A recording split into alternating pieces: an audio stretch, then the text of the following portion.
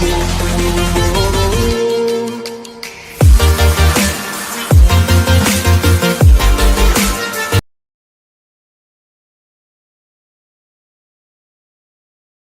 Students, आज हम maths का जो सेकंड चैप्टर है पॉलिनोमियल्स उसको स्टार्ट करने वाले हैं। तो स्टार्ट करने से पहले पॉलिनोमियल्स जो चैप्टर है वो तुम लोगों को क्लास 9 में मिला था, तो कुछ रिकॉल कर लेते हैं कि पॉलिनोमियल्स है क्या। तो पॉलिनोमियल्स जानने के लिए पहले हमें अलजेब्रिक एक्सप्रेशन देखना पड़ेगा। अब ये अलजेब्रिक एक्सप्रेशन है क्या?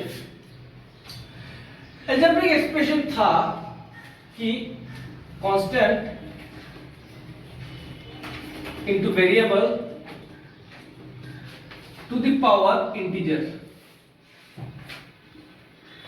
मतलब कांस्टेंट क्या, कोई भी चीज जैसे 2 3 4 5 कुछ भी हो गया वो कांस्टेंट होता है। ये 2 3 4 5 इंटीजर भी हो सकता है या फिर फ्रैक्शन भी हो सकता है या फिर पॉइंट में भी हो सकता है, तो ये सब कांस्टेंट है। वेरिएबल क्या था? वेरिएबल हम लोग लेते थे x या y या z। तो कहने का मतलब जैसे कि एक नंबर है 3x to the power 3/7, 3x to the power -2, 3x to the power 4, कुछ भी हो, ये सब अलजेब्रिक एक्सप्रेशन था। क्यों? क्योंकि यहाँ पे एक कांस्टेंट है, एक वेरिएबल है और उसका पावर में इंटीजर्स है। अब जैसे कि कोई एक सिर्फ कांस्टेंट जैसे 7 भी एक अलजेब्रिक एक्सप्रेशन है। क्यों? क्योंकि 7 को हम लोग 7x टू द पावर 0 लिख सकते हैं। Anything to the power 0 is 1, तो ये भी एक अलजेब्रिक एक्सप्रेशन था। तो अभी अलजेब्रिक एक्सप्रेशन रिकॉल करने के बाद अब देखते हैं पॉलिनोमियल्स क्या था। पॉलिनोमियल्स सेम ही है, सिर्फ एक डिफरेंस हो जाता है कि कांस्टेंट इनटू वेरिएबल, लेकिन उसका जो पावर है वो पावर होल नंबर होना चाहिए। होल नंबर मतलब 0 से लेके इंफिनिटी तक। यानी कि इधर जैसे कि 3x टू द पावर 3/7 लिखा, ये है तो अलजेब्रिक एक्सप्रेशन, लेकिन ये पॉलिनोमियल नहीं है। क्यों नहीं है? क्योंकि इसका पावर जो है वो इंटीजर है, होल नंबर नहीं है।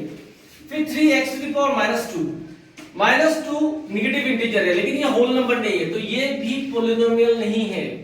जैसे कि ये 3x टू द पावर 4, ये पॉलिनोमियल है। क्यों? क्योंकि इसका जो पावर है ये एक होल नंबर है। ऐसे जैसे कि 7 हो या 6 हो, कोई भी कांस्टेंट टर्म हो, वो भी पॉलिनोमियल है, क्योंकि x टू द पावर 0 जो है 0 एक होल नंबर है। तो अभी शायद तुम लोगों को याद आ चुका होगा कि अलजेब्रिक एक्सप्रेशन और पॉलिनोमियल्स में डिफरेंसेस क्या था। और पॉलिनोमियल सिर्फ इतना याद रखना, constant into variable to the power whole number. और जो सेकंड चीज ये था कि अभी 3x cube minus 3x square plus 5x minus 4, ये सब जो है ये है टर्म्स ऑफ ए पॉलिनोमियल। और याद करो, टर्म्स ऑफ ए पॉलिनोमियल जो होता था, पॉलिनोमियल के सारे टर्म्स को हम लोग प्लस करते थे। यानी कि कहने का मतलब कि 3x क्यूब यहां माइनस है तो इसको प्लस ब्रैकेट के अंदर 3x square plus 5x plus bracket के अंदर -4, ये होता है टर्म्स ऑफ पॉलिनोमियल, जिसको हम लोग प्लस करने के बाद पूरा पॉलिनोमियल आता है। मैंने ये क्यों बोला कि प्लस करके माइनस अंदर लेने के लिए? क्योंकि हम जब कोएफिशिएंट्स देखते हैं, कोएफिशिएंट ऑफ x क्यूब क्या होता है? जो x क्यूब वेरिएबल के सामने जो कांस्टेंट है उसको हम लोग बोलते हैं कोएफिशिएंट।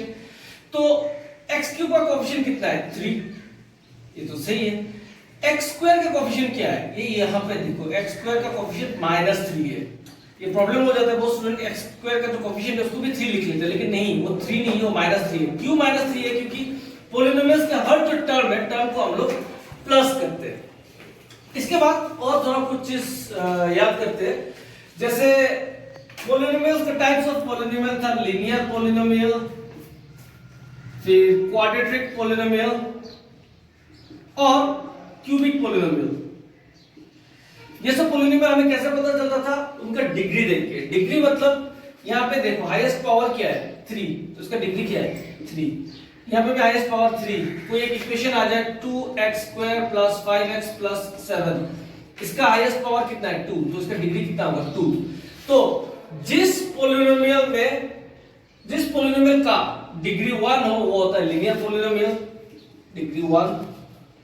जिस पॉलिनोमियल का डिग्री 2 हो वो होता है क्वाड्रेटिक पॉलिनोमियल, और जिस पॉलिनोमियल का डिग्री 3 हो उसको बोलते हैं क्यूबिक पॉलिनोमियल। तो चलो पिछली बार का जो कुछ हमें रिकॉल करना था वो सब तो रिकॉल कर लिया है। अब जैसे कि दो टर्म्स रह गया है, एक है zeros of a polynomial. Zeros of a polynomial क्या था? वेरिएबल का वो वैल्यू जिस पे, इसके एग्जांपल में देता हूं 4x + 3। मान लो p ऑफ x हमने 4x + 3 लिया, तो 4x + 3 = 0 अगर पुट किया तो 4x = -3, x = -3/4। तो ये -3/4 जो है ये इस पॉलिनोमियल p ऑफ x का 0 है। क्यों? क्योंकि -3/4 यहां पे पुट करूंगा तो ये पूरा कितना आ जाएगा? पूरा 0 बन जाएगा। तो वेरिएबल का ऐसा वैल्यू जिसमें पूरा पॉलिनोमियल 0 हो जाए उसको हम लोग बोलते हैं जीरोस ऑफ दैट पॉलिनोमियल। और ये सब चीज जानने के बाद हमारा जो ये चैप्टर है, क्लास 10 का जो फर्स्ट चैप्टर है, वो स्टार्ट होता है हमारा ज्योमेट्रिक मीनिंग ऑफ ये जो जीरोस है, इन जीरोस का ज्योमेट्रिक मीनिंग क्या है उससे स्टार्ट होता है। तो अभी क्लास 10 का जो तुम्हारा फर्स्ट एक्सरसाइज है उसका टॉपिक स्टार्ट कर रहा हूं, जहां पे हम लोग देखेंगे कि ये जीरोस जो है, इन जीरोस का ज्योमेट्रिक मीनिंग क्या है। ओके, अभी हम लोग देखते हैं कि geometric meaning of the zeros of a polynomial. अब देखो जीरोस ऑफ ए पॉलिनोमियल क्या? वैसा x का वैल्यू जिसमें पूरा पॉलिनोमियल का जो वैल्यू है वो कितना हो जाए? 0।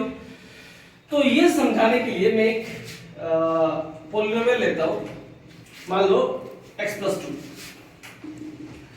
x + 2 तो हम लोग अगर इसको ग्राफ में रिप्रेजेंट करने वाले होते हैं तो क्या करते हैं? बॉक्स बनाते हैं। बॉक्स बना के अब देखो, अब यहां पे x का वैल्यू लूंगा और यहां पे लूंगा p ऑफ x का वैल्यू। तो x का वैल्यू अगर मैंने 0 लिया तो p ऑफ x का वैल्यू क्या हो जाएगा? 0 + 2 2।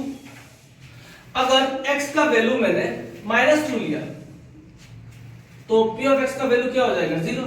ये तो लास्ट ईयर हमने सीखा है कि ऐसे टर्म्स लेते हैं जिससे ये पूरा 0 हो जाए। अब देखो, अब इसको मुझे ग्राफ पे रिप्रेजेंट करना है। तो ग्राफ में तो तुम्हें पता है, यहाँ पे पॉजिटिव लूंगा, यहाँ पे नेगेटिव लूंगा, यहाँ पे पॉजिटिव लूंगा और यहाँ पे नेगेटिव लूंगा। तो चलो मान लो 1 2 3 1 2 3 -1 -2 -3 -1 -2 -3। अब देखो मैं x का वैल्यू तो यहाँ पे रिप्रेजेंट करूंगा, p ऑफ x का वैल्यू कहाँ पे रिप्रेजेंट करूंगा? इस एक्सिस पे। तो इस एक्सिस को हम लोग क्या बोलते हैं? y axis.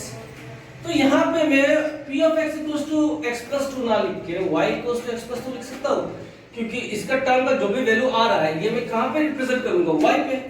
तो मैं ये p ऑफ x की जगह पे y लिख सकता हूँ, क्योंकि ग्राफिकली मैं इसका वैल्यू जो है वो y में रिप्रेजेंट करूंगा, तो इसलिए p ऑफ x की जगह पे मैं y लिख रहा हूं। अब देखो एक है 0,2, 0,2 कहां पे होगा? x0 y2, तो मेरे हिसाब से यहां पे आएगा 0,2। और -2,0, -2,0 कहां आएगा? यहां पे आएगा। तो इसको मैं ज्वाइन कर दिया,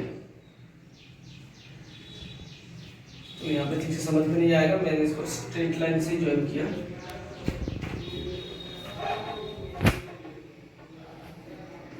चलो मैंने यहां पे स्ट्रेट लाइन से ज्वाइन किया। अब देखो, अब ये y का वैल्यू या फिर p ऑफ x का वैल्यू 0 कहां पे हुआ? 0 हुआ जब x का वैल्यू था -2। जब x का वैल्यू -2 था तभी जाके हमारा y का वैल्यू कितना हो गया? 0 हो गया। और y का वैल्यू 0 मतलब p ऑफ x का वैल्यू 0। p ऑफ x का वैल्यू 0 मतलब वही है हमारा जीरोस। तो अब देखो, जब हम ग्राफ में रिप्रेजेंट करते हैं तो ग्राफ में रिप्रेजेंट करते टाइम अगर कोई चीज का y का कोऑर्डिनेट 0 हो, मान लो 7,0 -3,0 या फिर 4,0 कुछ भी हो, ये कहां पे आएगा? मेरे हिसाब से 7,0 भी इस x एक्सिस में आएगा, क्योंकि y तो 0 है। -3,0 भी कहां पे आएगा? इसी एक्सिस पे आएगा। 4,0 भी कहां पे आएगा? यहां पे आएगा, इसी लाइन पे। यानी कि जब जब y = 0 होगा तब x का जो कोऑर्डिनेट है वो x एक्सिस पे आएगा। यानी ग्राफ में जितना पॉइंट इस x एक्सिस में आएगा मतलब उतने बार उस इक्वेशन का उतना जीरोस होगा। जैसे कि इस ग्राफ में अगर मान लो ऐसा कुछ हुआ, तो ये ग्राफ में 0 x एक्सिस को कितने बार टच किया? 1 2 3 4। दैट मींस अगर इसका कोऑर्डिनेट देखा जाए तो ये कुछ होगा माइनस मान लो 4,0, ये होगा माइनस 2,0, ये होगा कुछ 1,0, ये होगा 5, मैं अप्रॉक्स ले रहा हूं। इन सब पॉइंट्स में क्या होगा, जब 5 पुट करूंगा तो पूरा p of x 0 हो जाएगा, 1 पुट करूंगा पूरा p of x 0 हो जाएगा। ये हमें कैसे समझ में आ रहा है, क्योंकि इन सब पॉइंट्स में y का जो कोऑर्डिनेट है वो 0 हो जा रहा है। तो दैट्स व्हाई जैसे यहां पे ये -2,0 ये है हमारा जीरोस। तो जीरोस जब ग्राफ में ग्राफिकली जब रिप्रेजेंट होता है, ग्राफिकली जब जीरोस रिप्रेजेंट होता है वो कहां पे आता है, x एक्सिस पे। तो अभी ये देख के आप लोग बोल सकते हो कहीं पे भी किसी भी ग्राफ देख के कि इस इक्वेशन का या फिर इस पॉलिनोमियल का कितना जीरोस होगा, क्योंकि जितने बार जितना जीरोस होगा वो सब कहां पे आएगा, इस x एक्सिस को कट करेगा। तो ये देख के हम लोग इजीली बोल सकते हैं कोई भी ग्राफ देख के कि इस इक्वेशन में या फिर इस पॉलिनोमियल में कितने सारे जीरोस होंगे। ओके, अभी तुम्हारे एनसीईआरटी बुक में एक स्टेटमेंट मिलेगा तुम्हें, the polynomial p of x of degree n in a polynomial of degree n the graph of y intersect x axis at most n point। इसका मतलब क्या है, अगर लीनियर पॉलिनोमियल है, अगर लीनियर पॉलिनोमियल है तो उसमें जो ग्राफ बनेगा उसमें मिनिमम वो x एक्सिस को एक बार इंटरसेक्ट करेगा और मैक्सिमम भी कितना करेगा, एक ही करेगा। जैसे कि क्वाड्रेटिक लीनियर पॉलिनोमियल को हम लोग रिप्रेजेंट कैसे करते हैं, ax plus b। क्वाड्रेटिक को कैसे करते हैं, ax square plus bx plus c, और क्यूबिक को ax cube plus bx square plus c। अब क्वाड्रेटिक पॉलिनोमियल में जो मिनिमम है वो x को इंटरसेक्ट कर सकता है 0 नंबर ऑफ टाइम्स और मैक्सिमम जो है वो इंटरसेक्ट कर सकता है 2 नंबर ऑफ टाइम्स। तो ये मैक्सिमम का पार्ट जो उसका स्टेटमेंट दिया हुआ है कि लीनियर पॉलिनोमियल में एक ग्राफ जो है वो मैक्सिमम एक बार इंटरसेक्ट कर सकता है और क्वाड्रेटिक पॉलिनोमियल में मैक्सिमम 2 बार, मिनिमम 0। अब क्वेश्चन ये आता है कि क्वाड्रेटिक में मिनिमम 0 तो लीनियर में मिनिमम एक बार क्यों, ऐसा भी तो हो सकता है कि इसमें भी 0। तो अब देखो लीनियर पॉलिनोमियल में डिग्री में कुछ भी नंबर ले लो, जैसे 7x अगर हमने ले लिया तो x का वैल्यू जब मैं 0 पुट करूंगा तो 7 तो 0 हो जाएगा। अब मान लो 7x के साथ प्लस या माइनस देके मैं कुछ भी ले लिया, जैसे ले लिया 7x plus 3, तो यहाँ पे मैं अगर x की जगह पे -3/7 ले लूं तो भी क्या होगा, ये 0 हो जाएगा। तो दैट मींस लीनियर पॉलिनोमियल में हमेशा एक बार माने मिनिमम, हमेशा क्या बोल रहा हूं, मिनिमम बोल सकते इसको कि एक बार इंटरसेक्ट तो करेगा, लेकिन मैक्सिमम भी कितने बार करेगा, एक बार। तो इसलिए लीनियर पॉलिनोमियल में मैक्सिमम नंबर ऑफ जीरोस कितना होगा, एक। क्वाड्रेटिक पॉलिनोमियल में मैक्सिमम नंबर ऑफ जीरोस होगा 2, मिनिमम 0 क्यों, क्योंकि आप लोग जब हायर क्लास में जाओगे तब पढ़ोगे कि पैराबोला जो होता है, इसको पैराबोला बोलते हैं, ये पैराबोला जो इक्वेशन आता है, ये इक्वेशन आता है क्वाड्रेटिक पॉलिनोमियल से, ऐसे पॉलिनोमियल से ये इक्वेशन आता है। तो इस पैराबोलिक इक्वेशन में देखो इसने x एक्सिस को एक बार भी इंटरसेक्ट नहीं किया है, तो अगर एक बार भी इंटरसेक्ट नहीं किया है तो उसका जीरोस कितना होगा, नंबर ऑफ जीरोस 0। तो इसलिए लीनियर में मिनिमम 1, मैक्सिमम भी 1, क्वाड्रेटिक में मैक्सिमम 2, मिनिमम 0। सिमिलरली क्यूबिक में मैक्सिमम कितना होगा 3 और मिनिमम इसका भी 0। तो ये याद रखना कि नंबर ऑफ जीरोस लीनियर में मैक्सिमम 1, क्वाड्रेटिक में मैक्सिमम 2 और लीनियर में मैक्सिमम 3। तो ये स्टेटमेंट का यही मतलब है। अब ये सब समझ में आ गया है तो जो तुम्हारा बुक का जो एक्सरसाइज है उस एक्सरसाइज का जो क्वेश्चन है वो एक बार यहाँ पे दिखा देता हूँ। ओके, ये एक्सरसाइज 2.1 में बोला है कि इसमें नंबर ऑफ जीरोस कितना है, तो हमें तो पता है जितने नंबर ऑफ टाइम्स ये एक्स एक्सिस को इंटरसेक्ट करेगा उतना नंबर ऑफ जीरोस है। तो क्वेश्चन नंबर 1 में देखो एक भी बार इंटरसेक्ट नहीं किया तो इसमें कितना होगा 0। क्वेश्चन नंबर 2 में देखो एक बार इंटरसेक्ट किया है यहाँ पे, इसमें नंबर ऑफ जीरोस होगा 1। क्वेश्चन नंबर 3 में देखो इसने इंटरसेक्ट एक बार, 2 बार, 3 बार किया, नंबर ऑफ जीरोस 3। इसमें एक बार यहाँ पे किया, एक बार यहाँ पे किया, नंबर ऑफ जीरोस 2। इसमें एक बार यहाँ पे किया, 1 2 3 4, तो नंबर ऑफ जीरोस 4। और यहाँ पे एक बार, 2 बार, 3 बार, 3 बार है, नंबर ऑफ जीरोस 3। तो ये एक्सरसाइज 1.1 जो है वो बहुत ही इजी था, लेकिन उसका कॉन्सेप्ट क्यों ये है मैंने क्यों एक्सप्लेन किया, क्योंकि तुम्हारे क्वेश्चन के एग्जाम में जो फिल द ब्लैंक्स और ये 1 मार्क का जो ऑप्शनल क्वेश्चन आता है उसमें से इसका कॉन्सेप्ट पूछा जाता है, तो इसलिए इसका भी मैंने करवा दिया। तो इसके साथ ये जो एक्सरसाइज 2.1 है यहीं पे खत्म होता है। अगला पार्ट जो आएगा वो एक्सरसाइज 2.2 आएगा। तो तब तक के लिए बाय बाय।